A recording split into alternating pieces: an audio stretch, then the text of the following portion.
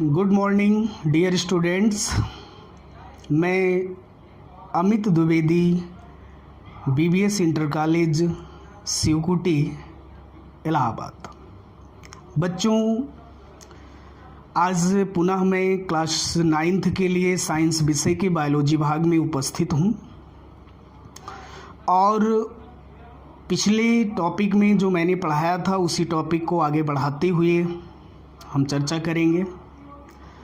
पिछला जो टॉपिक चल रहा था वह था आपका जीव द्रव्य या प्रोटोप्लाज्म, जिसके बारे में मैंने आपको कुछ विशेष चीज़ें बताया था कि जीव द्रव्य होता क्या है, जिसमें आपको बताया गया था कि जीव द्रव्य जीवों की सजीव कोशिकाओं में पाया जाने वाला कोलाइडी पदार्थ होता है। और इसके डिस्कवर के बारे में भी मैंने चर्चा किया था कि जीव द्रव्य को सबसे पहले वैज्ञानिक कार्टी ने देखा था। डुजार्डिन ने जीव द्रव्य को सारकोड नाम दिया और पुरकिंजे ने इसे सबसे पहले जीव द्रव्य नाम दिया। और नेक्स्ट जो वैज्ञानिक थे हेक्सले ने जीव द्रव्य को जीवन का भौतिक आधारशिला माना था।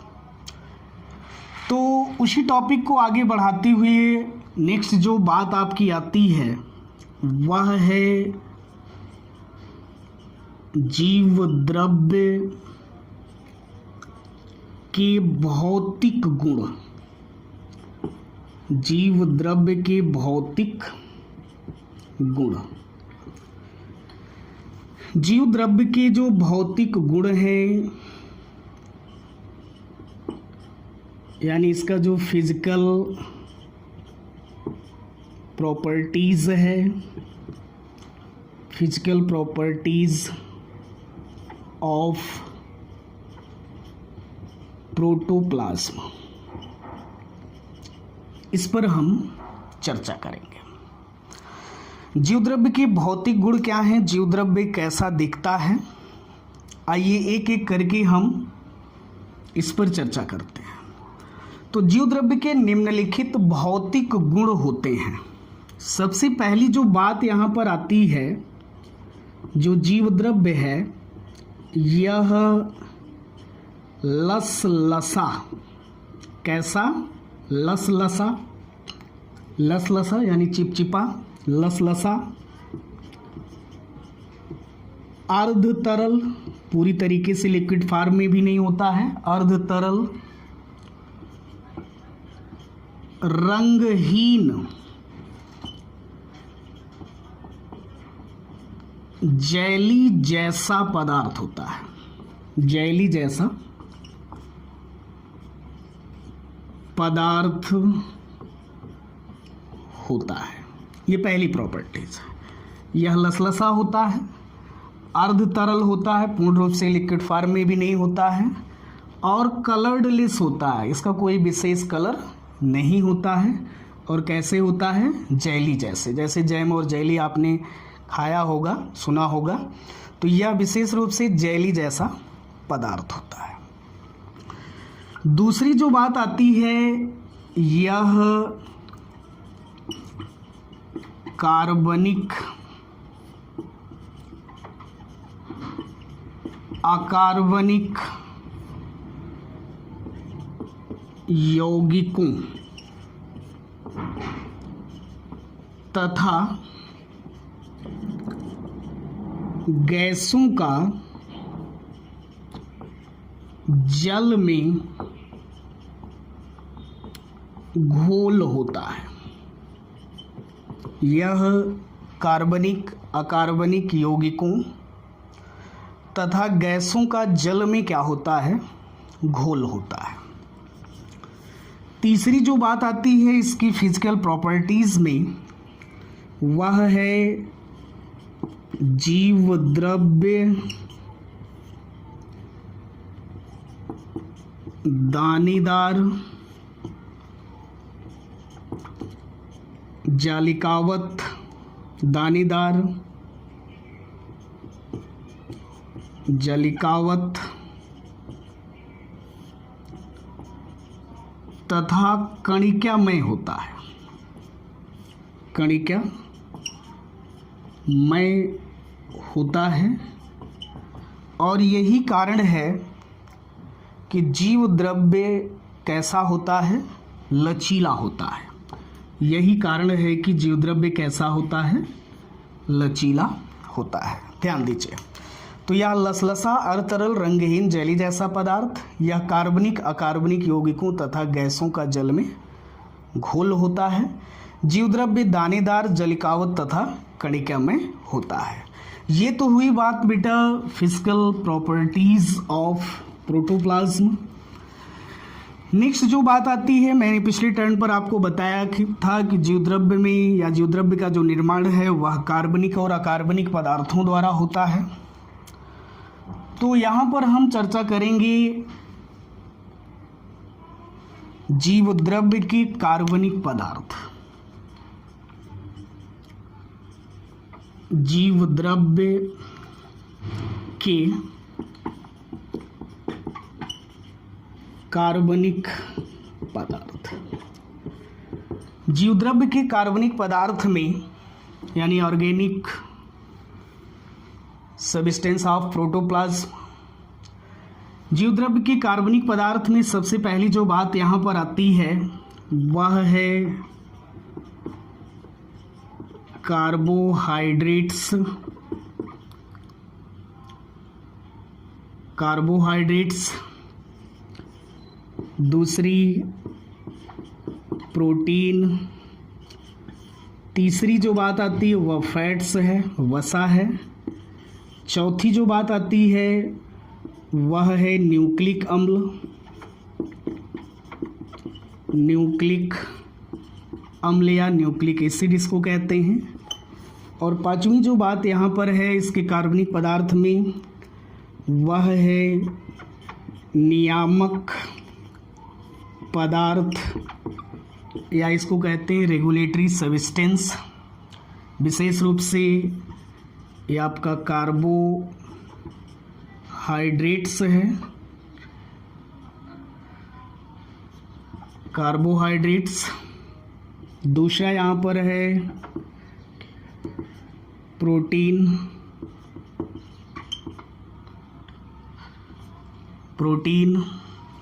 प्रोटीन्स है। और नेक्स्ट है फैट्स। नेक्स्ट है आपका न्यूक्लिक एसिड, रेगुलेटरी सब्सटेंस।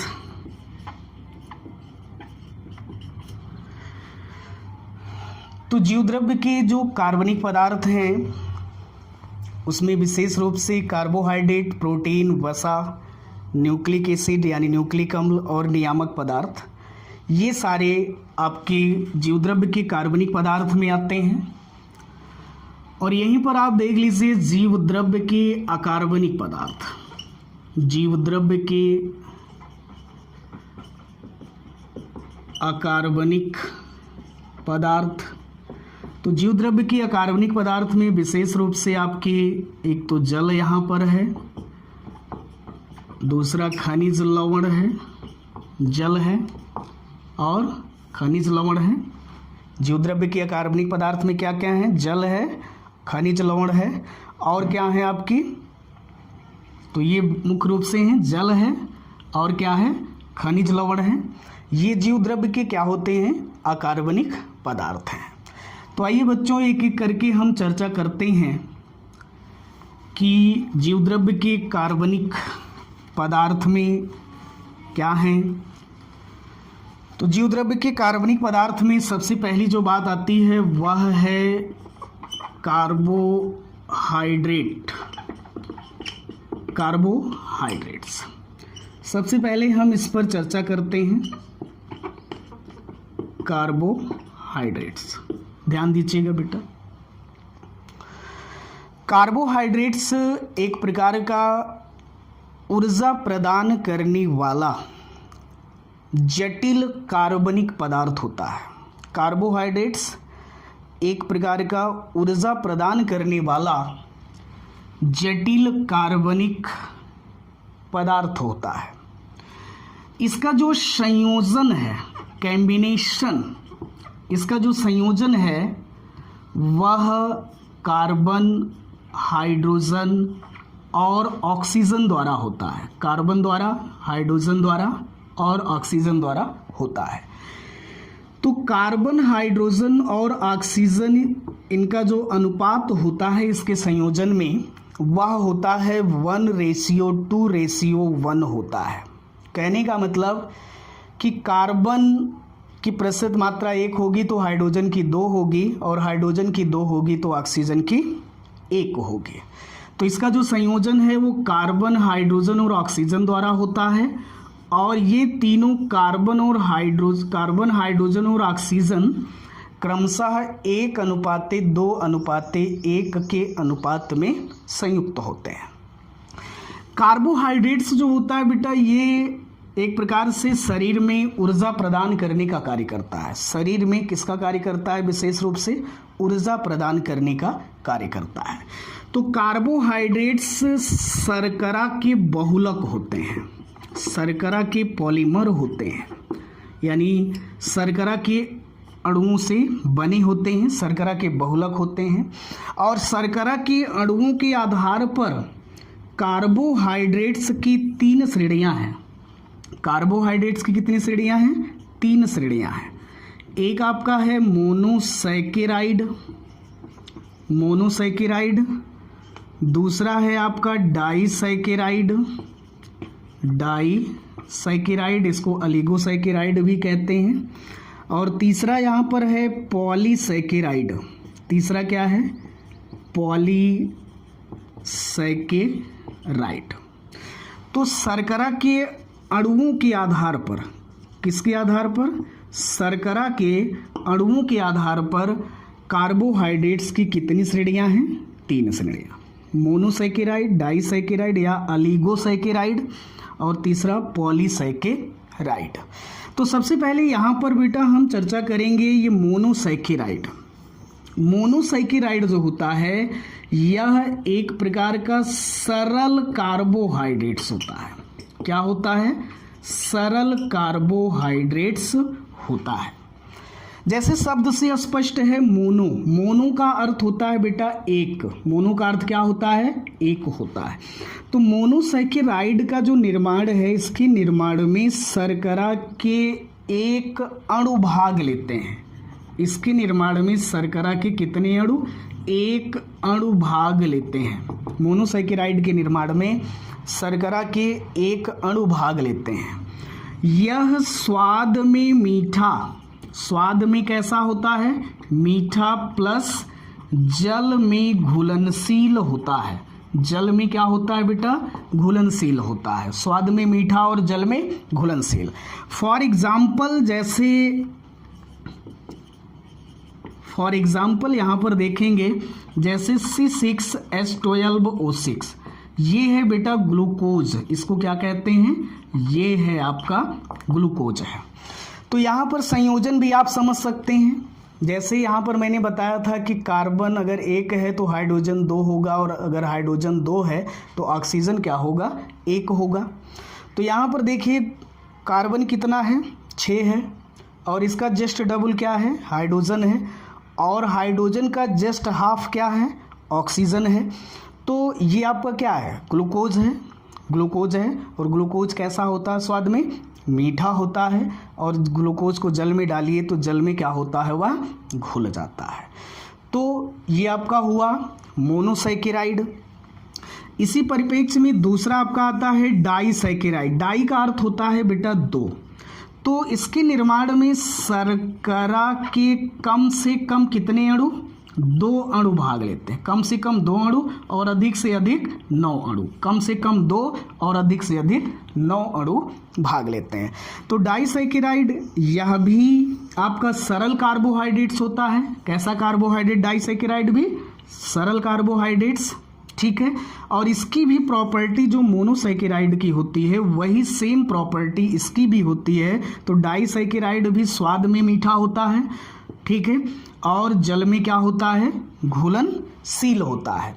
तो डाइसैकेराइड में विशेष रूप से जैसे माल्टोज है, माल्टोज जो शर्करा होती है ये विशेष रूप से क्या है, डाइसैकेराइड है। क्या है, डाइसैकेराइड है।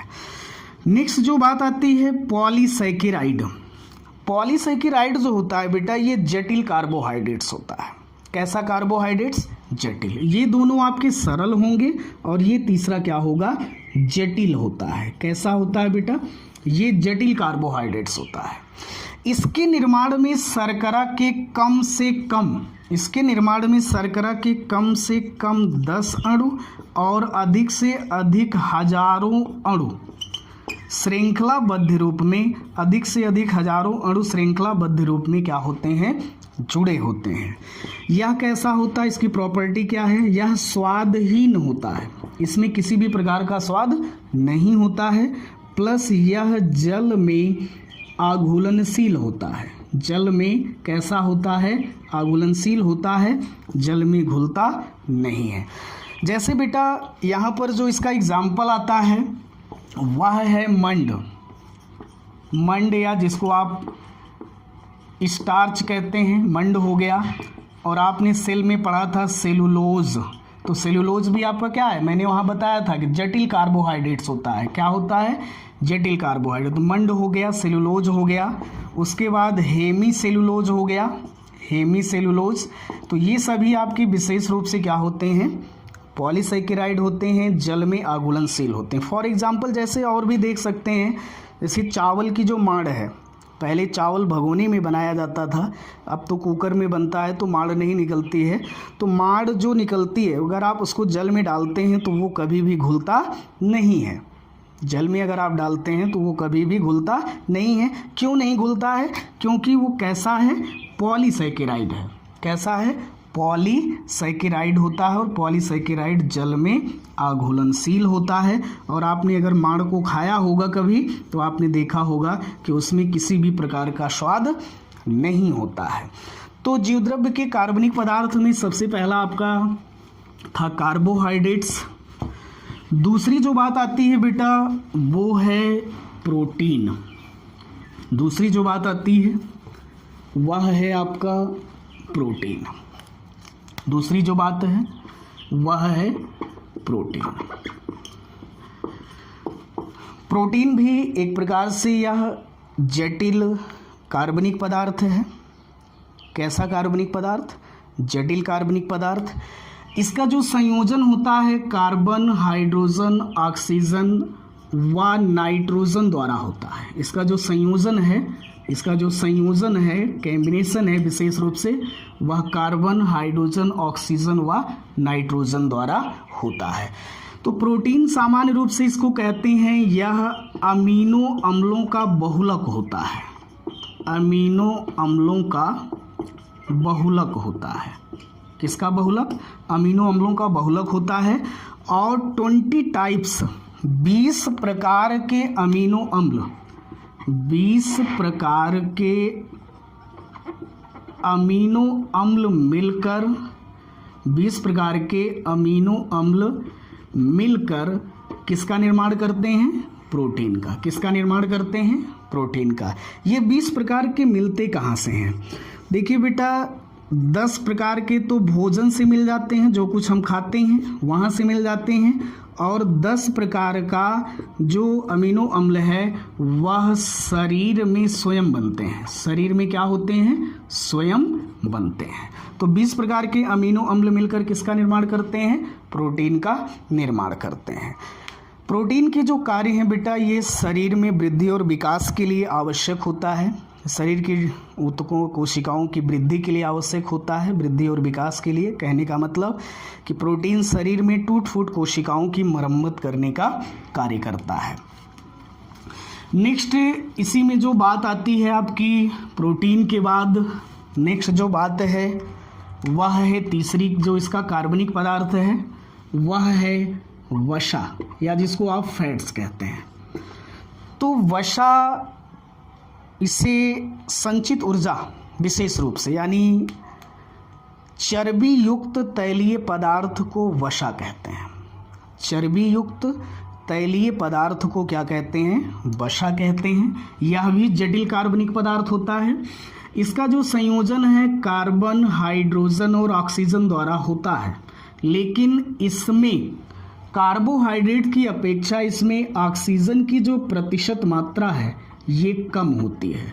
यानी वसा में कार्बोहाइड्रेट्स की तुलना में ऑक्सीजन की जो प्रतिशत मात्रा होती है वह अपेक्षाकृत क्या होती है, कम होती है। तो संयोजन तो उसी के द्वारा हुआ, कार्बन, हाइड्रोजन और ऑक्सीजन के द्वारा, लेकिन इसमें ऑक्सीजन की जो प्रतिशत मात्रा होती है वो कार्बोहाइड्रेट्स की तुलना में, ऑक्सीजन की जो प्रतिशत मात्रा है वो कार्बोहाइड्रेट्स की तुलना में क्या होती है, कम होती है। तो वसा विशेष रूप से शरीर में ये संचित ऊर्जा का कार्य करते हैं। किसका कार्य करते हैं? संचित ऊर्जा का क्या करते हैं, कार्य करते हैं। वसा विशेष रूप से शरीर में संचित ऊर्जा का कार्य करते हैं। ये बहुतया में वशीय अम्ल प्लस गिल्सराल, इसके ये बहुलक होते हैं। वसीय अम्ल और गिल्सराल मिलकर किसका निर्माण करते हैं, वसा का क्या करते हैं, निर्माण करते हैं। इसी में चौथी जो बात आपकी आती है, फोर्थ जो बात है वह है न्यूक्लिक अम्ल। न्यूक्लिक अम्ल या न्यूक्लिक एसिड। न्यूक्लिक एसिड या न्यूक्लिक अम्ल जो होता है यह अत्यधिक उच्च अणुभार वाला जटिल कार्बनिक पदार्थ होता है। उच्च अणुभार वाला जटिल कार्बनिक पदार्थ होता है। इसकी उपस्थिति जो होती है वह नाभिक में होती है, इसलिए इसको केंद्रक में होती है, इसलिए इसको क्या कहते हैं, न्यूक्लिक अम्ल कहते हैं। और न्यूक्लिक अम्ल आपके जो होते हैं ये दो प्रकार के होते हैं, डीएनए होता है और दूसरा होता है RNA. Deoxy ribose nucleic acid और दूसरा आरएनए राइबोज न्यूक्लिक एसिड। ये चौथा आपका जीवद्रव्य के कार्बनिक पदार्थ में था।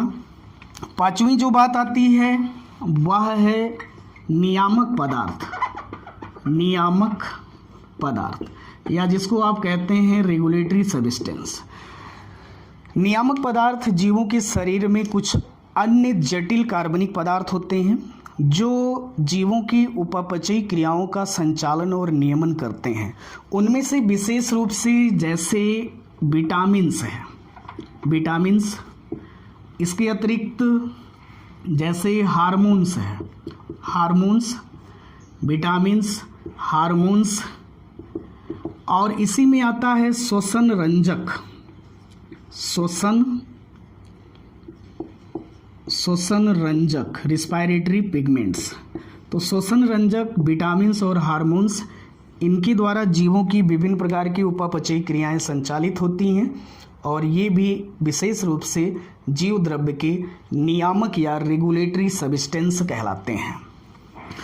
तो इसी के साथ बेटा इस लेक्चर को हम समाप्त करते हैं।